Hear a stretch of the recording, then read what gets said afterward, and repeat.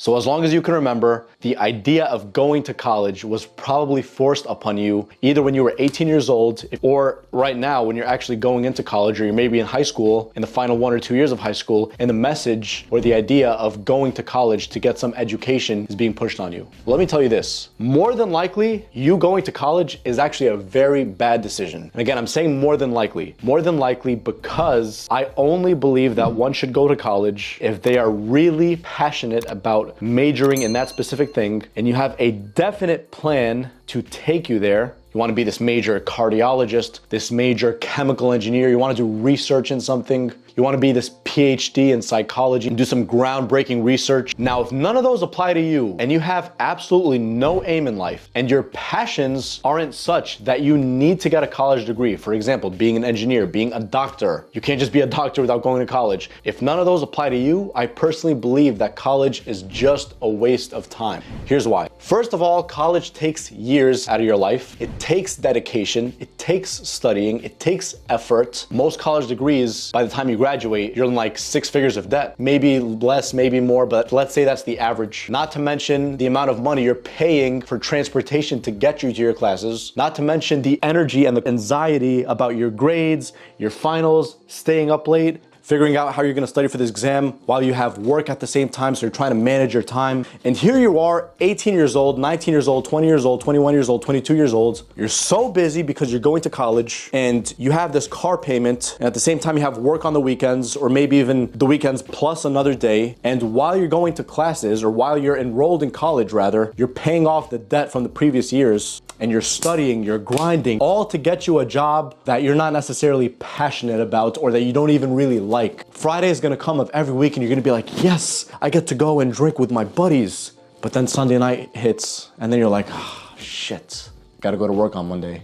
I gotta drive against my will to that job to meet a boss that I most likely don't even respect and listen to what he tells me and do what he says, because if I don't, I'm gonna be fired. And if I'm fired, I have no other sources of income. Well, let me give you a reality check, bro. There are other ways to make money online nowadays. Let me give you a backstory really quickly. I'm 28 years old right now. I became a pharmacist 3 years ago when I was 25. And I spent 7 years in pharmacy school. And to have a doctorate degree in pharmacy, not a bachelor's, not a master's, but a doctorate in pharmacy. The degree is literally Doctor of Pharmacy. I'm not saying this to show off. I'm saying this because despite the fact that I spent 7 years in college, I still don't even recommend that you go to college, to be honest. Sure, pharmacy is an interesting field. Sure, work is not bad. I'm content with work, but that's not enough. I'm more passionate about other things in my life. I'm more passionate about personal development. I'm more passionate about life coaching and legitimately helping people with their personal problems. And financially speaking, this channel could very easily make me more money than my own pharmacist job will in the very near future. Who knows? Now, because we have the idea of going to college, especially people who come from backgrounds like myself, I'm Arab, I'm Middle Eastern. Most Middle Easterns have families that are like this, including my own family. The idea of being educated and getting a respectable college degree, it's pushed and shoved down our throats, when really it's not always satisfactory. It doesn't give us a feeling of satisfaction. We're not passionate about those things necessarily.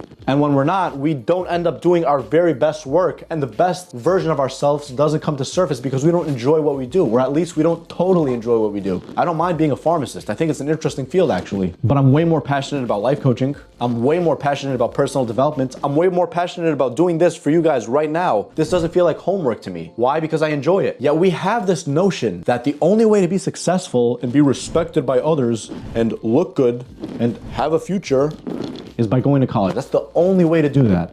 That type of thinking is so outdated. Not only is it so outdated, it's illogical. It's not even that responsible if you think about it. Unless, of course, you have a specific and strategic plan because you legitimately want to do so. And that's a completely different story. I'm talking about the people who are not even eager to do it, but they're just doing it because their parents told them to, because I'm gonna be respectable now and people are gonna respect me. Oh yeah, that feels good. No, it doesn't. What really feels good is following your passion and following your purpose in life and following the things that you really want to follow and excelling at that. Because guess what? That's the type of work where the best you will surface and you will put the best work in, your best foot forward. You'll put the extra mile in. Why? Because you enjoy doing that work. So imagine me, a pharmacist, went to college for 7 years. I'm educated by society standards and have a doctorate degree in pharmacy, yet I'm not even recommending for you to go to school. Why? Because I've seen how hard college is, especially degrees like pharmacy, medicine, tough programs, right? If your dream is to become a pharmacist, by all means become a pharmacist. And I could even assist you in doing that. But if that's not really your dream,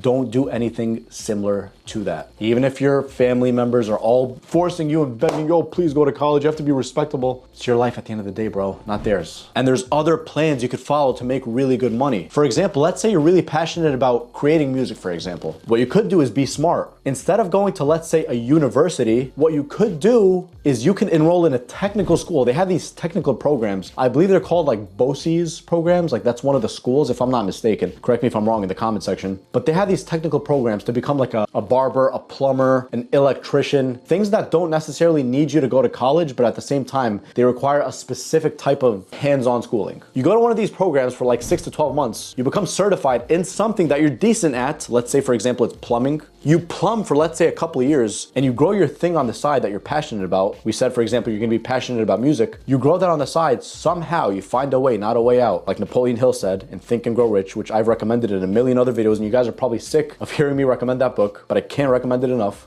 You do that on the side as you're plumbing, as you're working your full-time plumber job. And then after a few years, let's say 2 to 5 years, when you start making enough money from doing that thing on the side, whatever it is, then you could quit your plumbing job and finally start living your dreams. Is it gonna be easy? No one said it's gonna be easy, but you will save yourself a lot of headache and money and time. Say, for example, you graduated high school at 18, like most people do. At that age, you enroll in a technical school for, let's say, a year. Let's say 2 years. 2 years of technical school to become, let's say, a plumber. You finish by the age of 20. Now you have some qualifications to become a plumber and make decent money, not like 6 figures or anything, but decent money. Actually, who knows? Maybe you could even make 6 figures off of that. I don't know how much plumbers make, but I've heard they make decent money. You do that, you grow whatever you want to on the side. So 5 years from the age of 20, let's say you're 25, and we're pushing it, by the way. By the time you're 25 years old, you're gonna be living the life you really wanna live. Instead of living where you graduated pharmacy school like me at the age of 25 and had close to $110,000 in debt. And this is all thanks to my dad. Thanks to him, I didn't have like $250,000 in debt like a lot of my classmates did, a lot of my friends did, because he was generous enough to support me. And then after being in debt, you're paying off your debt, and you're 28 years old like me, you paid off most of your debt. Sure, I'm living, let's say, an above average life compared to most people my age, but I could have been doing better had I followed my passions from the very beginning. And listen, this isn't me trying to get you to feel bad for me, not at all. I'm really happy with the way my life is going, and I'm really confident about it, and I'm super excited. But let's say another person who's still in high school still needs guidance. That's the type of guidance I would give him. Enroll in a technical school, build whatever you need to on the side, build that hustle on the side, figure out the mentorship, figure out everything, do some heavy research, buy some courses online. I don't care what you do. You just do it, show up. You grow that thing on the side, you make enough money, and then years later, a couple years later of just hard work, there's gonna be disappointments, there's gonna be temporary failures. You've learned so much.